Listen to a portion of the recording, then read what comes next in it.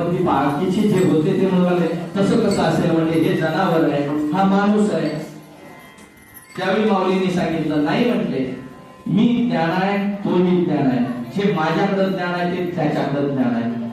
त्यातला एक जण म्हटला, मग त्याला वळ मारा म्हटला, उभे यांच्या पाठीवर उठतो का. आणि एका ब्राह्मणानं एक शाबूक घेतला आणि तो शाबूक त्या रेड्यावर मारला, तर तो शाबूक माझ्या माऊलीच्या पाठीवर उठला. त्याला परत शाबूक मारला, परत पाठीवर उठला. मुक्ताई म्हणू लागले, अरे तुम्हाला कळतं का, म्हणले त्या रेड्याच्या पाठीवर तुम्ही मारताय, पण माझ्या ज्ञानदानाची पाठ बघा, त्याच्या पाठीवर सुद्धा वळ उठलेलं आहे. आणि त्यावेळी मग ते थांबले. अरे म्हणले हा साधा योगी नाही आहे, म्हणते हा साधा योगी नाहीये. आणि ज्यावेळी त्यांच्या लक्षात आलं आणि मग त्यांनी शुद्धीपत्र परत नवीन दिलं आणि त्यांना सांगू लागले, यांना शुद्धीपत्राची गरज नाही आहे, म्हणजे ही अद्भुत मुलं आहेत, यांना शुद्धीपत्राची गरज नाही असं लिहून दिलं. आणि ती घेऊन माऊली परत आळंदीच्या ठिकाणी आले. आणि त्यानंतर आळंदी आल्यानंतर माऊलींनी तिथनं परत परिक्रमा करत माऊली पंढरपूर मध्ये आले. आणि पंढरपूर मध्ये आल्यानंतर माऊलींनी पंढरीश परमात्म्याला सांगितलं, देवा आता माझं अवतार कार्य पूर्ण झालंय, देवा माझं आता अवतार कार्य पूर्ण झालंय, मला समाधी घ्यायची आहे.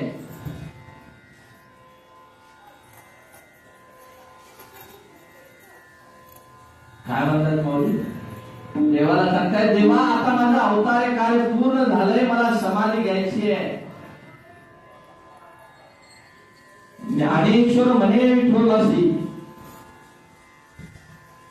समाधान होची तयासी, परी समाधी दे तयापासी घेईन देवा. देवा आता मला तुझ्यापाशी समाधी घ्यायची आहे. देवाने सांगितलं,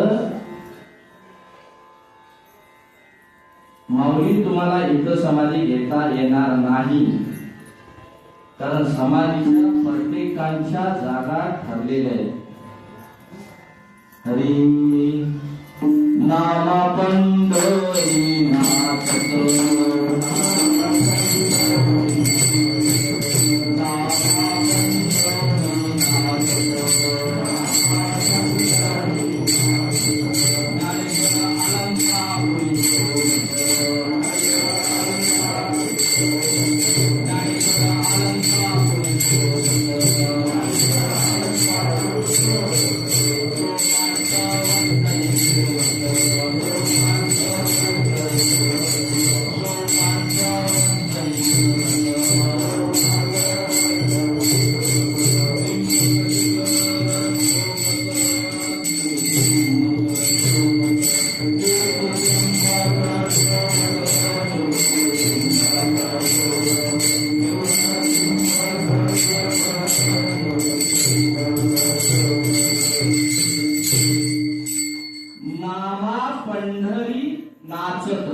नामदेव राय पंढरपूर मध्ये, ज्ञानेश्वर अलंकापुरी शोभत. माऊली तुम्ही अलंकापुराला शोभताय. सोपान संवत्सरी निर्वत सासवडला. आणि निवृत्ती त्रिंबक शिखर त्र्यंबकेश्वरला. तुमच्या जागा ठरलेल्या आहेत, म्हणजे तुम्हाला इथं नाही. आणि ज्यावेळी हे लक्षात आलं त्यावेळी म्हणू लागले, दिसू नये जना ऐसे करी नारायणा. आता देवा वेळ झाली, आता लवकर करा म्हणजे आवरा. आणि देवानी मग सगळ्या संतांना सांगितलं, अरे आता इथून पुढे पुढल्या वारूपर्यंत कुणी घरी जायचं नाही म्हटले. आता आपल्याला अष्टमीला आळंदीला जायचं आहे म्हणले. आता इथून पौर्णिमेचा काळा झाला की आपण जायचं, निघायचं आणि माऊलीला समाधी द्यायची आहे. आणि ते सर्व तसे सर्वजण आळंदीला आले. आणि आळंदीला आल्यानंतर अष्टमीचा दिवस उजेडला आणि अष्टमीला कीर्तन चालू झालं. नामदेवरायांनी कीर्तन केलं, पण नामदेवरायांच्या कीर्तनाला रंगच येत नव्हता. कारण नामदेवानी कीर्तन करावं आणि देवानी नाचावं, पण नामदेवरायांच्या कीर्तनातला रंग बेरंग झाला होता. कारण श्रीरंग नावाची त्यांची माऊली त्यांना सोडून समाधी घेणार होती आणि ती समाधी घेणार होती माऊली. आणि समाधी घेणार म्हटल्यानंतर नामदेवराय कीर्तनाला सुद्धा उभं राहायला तयार नव्हते. पण देवाने सांगितलं तुम्हाला कीर्तन करावं लागेल. मग एकादशीचं कीर्तन झालं, द्वादशीचं कीर्तन झालं. द्वादशीचं कीर्तन झाल्यानंतर त्रयोदशीचा आजचा दिवस उजाडला आणि मग देव म्हणू लागले माऊली आता आपण जायला काय हरकत नाही. आणि ज्यावेळी जायला काय हरकत नाही सांगितलं त्यावेळी माऊलींनी इंद्रायणीकडे जायला सुरुवात केली. आणि ते इंद्रायणीकडे जात असताना माऊलींना धरायला कोण असेल तर एका बाजूला निवृत्तीनाथ आणि एका बाजूला जगाचा बाप धरला होता. देव निवृत्ती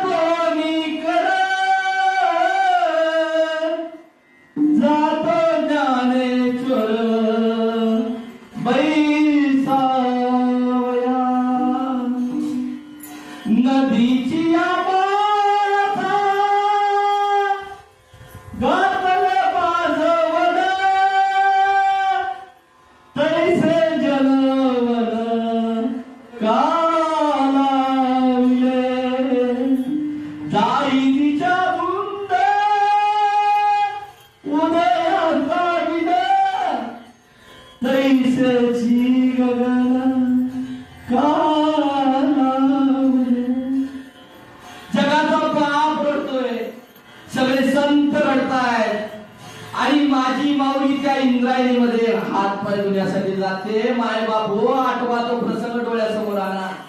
जगाच्या बापानं माऊलीला एक साईडला धरावं, एका बाजूला माझ्या निवृत्तीनाथाने धरावं आणि त्या इंद्रायणीमध्ये सगळ्यांना त्या आलेल्या आहेत. कारण त्यांना पवित्र व्हायचं होतं, त्या माझ्या माऊलीला स्पर्श करायचा होता. माऊलीने त्या इंद्रायणीमध्ये पाय ठेवला आणि माऊली परत आली. अहो जसं माशाला मालवण झाल्यानंतर वावं तसं माणसाच्या मनाचं त्या भाविक भक्तांच्या मनाचं जे कालवण झालं होतं ते शब्दात वर्णन करण्यासारखं नव्हतं.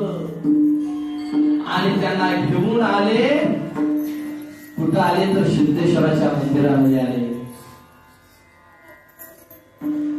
सिद्धेश्वराच्या मंदिरामध्ये आले आणि तो नंदी होता, त्या नंदीच्या साईडला जो पोळा होता त्या शेळीचं दार उघडलं आणि माझ्या दादांनी आणि देव परमात्म्यानं आणि नामदेवरायांनी माझ्या माऊलीला धरलं आणि आतमध्ये घेऊन गेले. बैसले ज्ञानेश्वर जाऊन आसनावरी, पुढे ज्ञानेश्वरी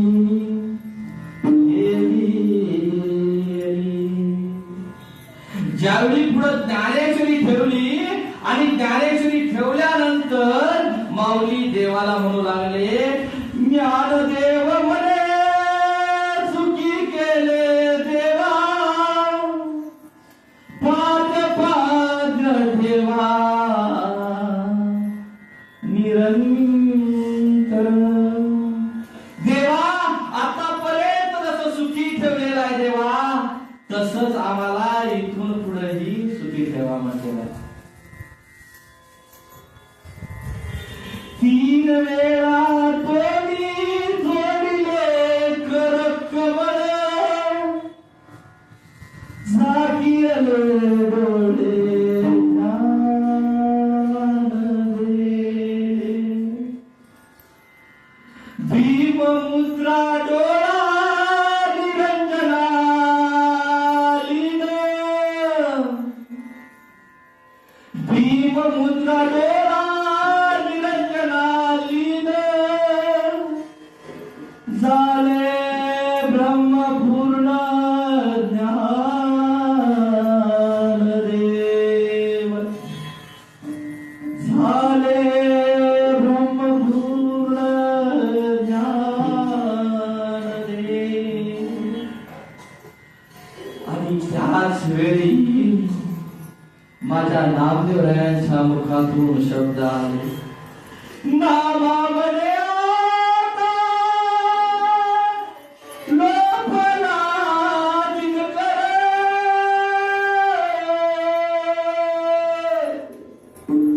नामामध्ये आता लोपला दिनकर बाप समाधीस्त ज्ञानेश्वर बाप समाधीस्त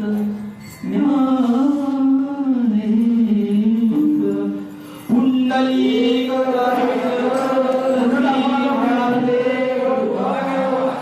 पुढे एका ठिकाणी गळा पाहिजे तुला तुला पहिला सगळ्यांची नाही काय तुला पहिला सगळ्यांचा खाली पडायला नको तुला आता जेवढे काय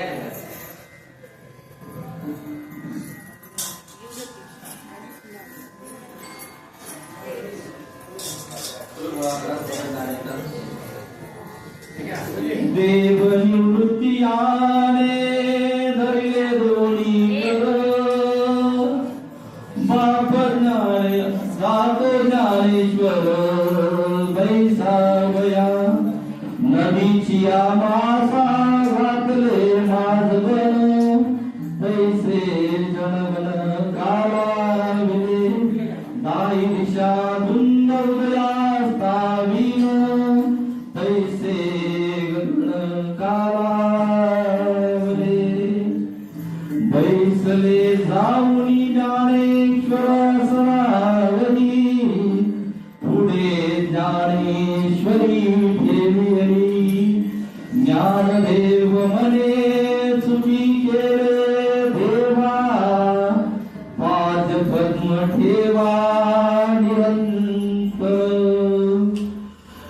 तीन वेळा जोडिले दोन्ही कर कमळ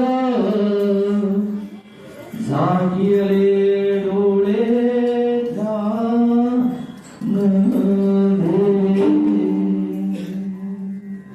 भीममुद्रा डोळा निरंजना लीन झाले ब्रह्मपूर्ण ज्ञानदेव नामये आता लोपला दिनकर भारत ज्ञानेश्वर समाधित नामये आता लोपला दिनकर बाप ज्ञानेश्वर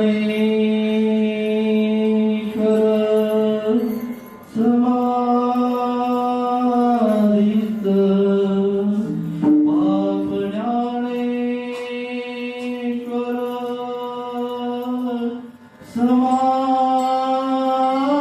समाधित बाप ज्ञानेश्वर समाधित ज्ञानेश्वर माऊलींनी समाधी घेतलेली आहे. माऊली ज्यावेळी आसनावर बसले माऊलींनी ज्ञानेश्वरी पुढे ठेवलेली आहे आणि आसनावर बसल्यानंतर एक एक करून बाहेर येत आहे. पहिल्यांदा बाहेर आलेले आहेत नामदेवराय आणि नामदेवरायांना काहीच कळत नाही आणि नामदेवरायांनी म्हणावं ज्ञानाचा सागर सखा माझा ज्ञानेश्वर माझा सखा गेलेला आहे. ज्ञानेश्वर बाहेर आलेले आहेत आणि ज्ञानेश्वर बाहेर आल्यानंतर झालं असं, नाथ बाबा बाहेर येत होते, निवृत्तीनाथ बाबा. त्यावेळी माझ्या माऊलींनी नाथ बाबांचं दर्शन घेतलं. पहा, देव तिथं आहे आणि निवृत्तीनाथ तिथं आहेत. तर माझ्या माऊलीने दर्शन कोणाचं घेतलं असेल? निवृत्तीनाथांचं दर्शन घेतलं म्हणजे गुरूंचं दर्शन घेतलं. नाथ बाबा म्हणू लागले, अरे देवाचं दर्शन. माऊली म्हणू लागले,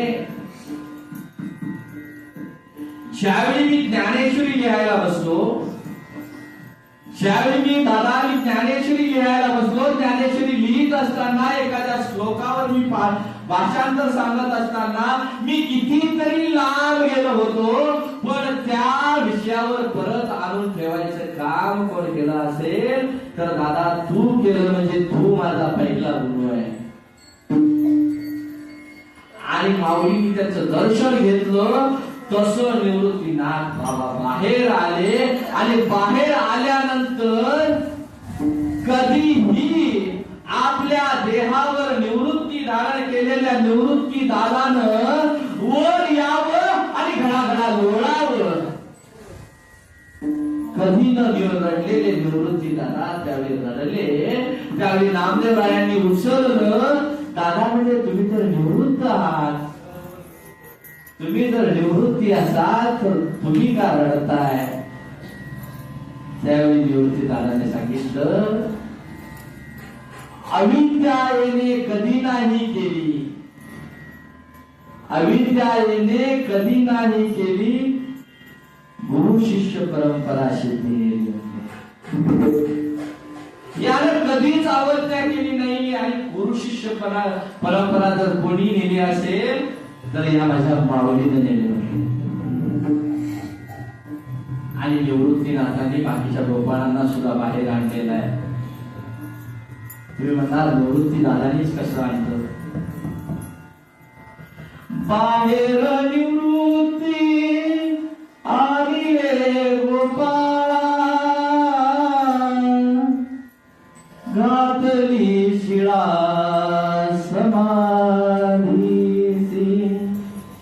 आणि त्यांनी त्यांना बाहेर आणलं. बाहेर आणल्यानंतर ती शिळा झाकली आणि झाकल्यानंतर झालं असं, सोपाना मुक्ताई सांडिले शरीर, म्हणती धरा निवृत्तीसी. आणि मग त्या दोघांना धरलेला आहे. पण हा समाधी प्रसंग झाल्यानंतर सर्व आपापल्या ठिकाणी सर्वजण परत गेले. आणि ज्यावेळी पंढरीची वारी आली आणि पंढरीच्या वारीमध्ये नामदेवराय कीर्तन करायला उभा राहत नव्हते. आणि समाधीचं कीर्तन बर का माहित असेल नसेल, त्यावेळी समाधीच्या कीर्तन हे त्यावेळेचे संत काढो पाठक यांनी केलं होतं. कारण नामदेवराय कीर्तनाला उभा राहू शकत नव्हते, म्हणून त्यावेळी समाधीचं कीर्तन माऊलींनी ज्यावेळी समाधी संजीवन सोहळा घेतला त्यावेळी सर्वांना माहीत असावं, आजच्या दिवशीचं द्वादशीचं कीर्तन नामदेवरायांनी केलं होतं आणि काढो पाठकांनी समाधीचं कीर्तन केलं होतं.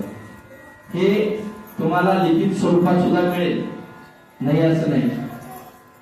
मग अशा या ज्ञानोबाची ख्याती आम्हाला कधी कळणार हो? जर आपल्याला संत महात्म्यांची ओळख झाली तर. पण संत महात्म्यांची ओळख करून घेतल्यासाठी आपल्याला हे अभंग सुद्धा सगळे आले पाहिजे. म्हणून हा अभंग घेण्याचं कारण हे तेच होतं, कारण नामदेवरायांना त्यांची ओळख होती. ज्ञानराज माझी योग्यांची माऊली जेने निगमवल्ली प्रगट केली, गीता अलंकार नाम ज्ञानेश्वरी ब्रह्मानंद लहरी प्रगट केली. अध्यात्म विद्येचे दाविलेचे रूप चैतन्याचा दीप उजळला. आणि हो दीप कसा उजळला? 56 भाषेचा केला से गौरव म्हणलेला. भवर्णावी नाव उभारली. म्हणजे आपलं जे भवरोग आहे, या भवरामध्ये आपण तरुण जाण्याची जी नाव उभा केली, त्या 56 भाषेच्या रूपानं आपल्याला ते ज्ञान प्रकट करून दिलं. पण ते ज्ञान जर आपण ना मंदिरामध्ये ना देवळामध्ये जर ऐकायला नाही आलो तर आपल्याला काय करणार आहे? कारण लोक असं म्हणतात, आम्हाला तर संस्कृत कळतच नाही, ज्ञानेश्वरी आम्ही वाचायची कशी? तर बाजूचा जो वाचणारा असतो, सुरुवातीला सांगितल्याप्रमाणे जो वाचल तसं जर तुम्ही त्याच्यावरून बोट जर फिरवलं ना आणि ते स्वर तुमच्या कानावर पडले तरी तुमच्या जीवनाचा उद्धार आहे. आपल्याला वेळेअभावी पंढरपूर मधून माऊली आळंदीपर्यंत येऊपर्यंतचा प्रसंग सांगायला वेळ मिळालेला नाहीये. त्यांनी सांगितल्याप्रमाणे 5 मिनिटात फक्त तुम्हाला मी कुठं माऊलींनी ज्ञानेश्वरी लिहिली, कुठे हे केलं सांगतो. ज्यावेळी ते आले, तिथून आल्यानंतर माऊली पहिल्यांदा नेवासाला आले. नेवासाला आल्यानंतर त्यांनी तिथं सच्चिदानंद बाबांना घेतलं आणि नेवासाला ज्ञानेश्वरी लिहिली.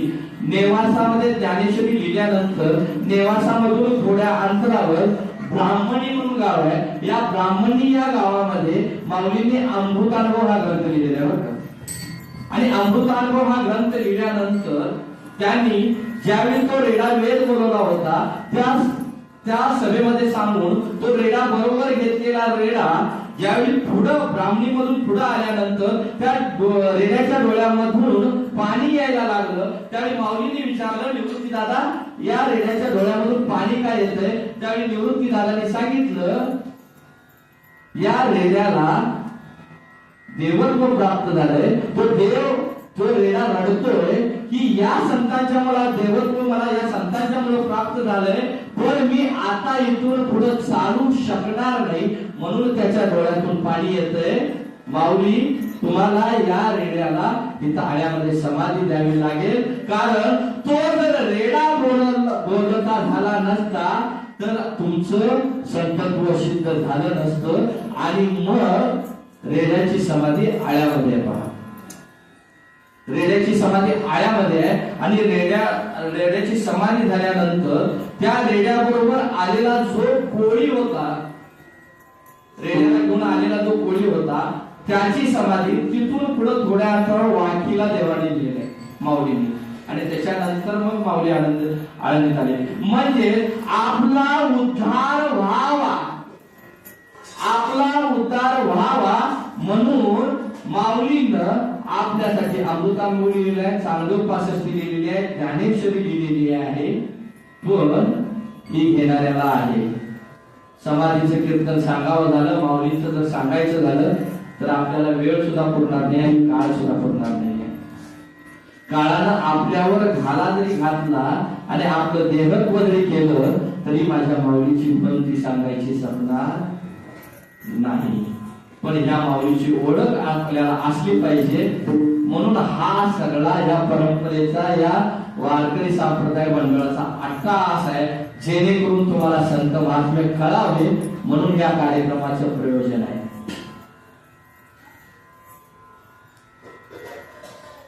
ज्ञानराज माझी योग्यांची माऊली जेने निगमवली प्रकट केली, गीता अलंकार नामज्ञानेश्वरी ब्रह्मानंद लहरी प्रकट केली.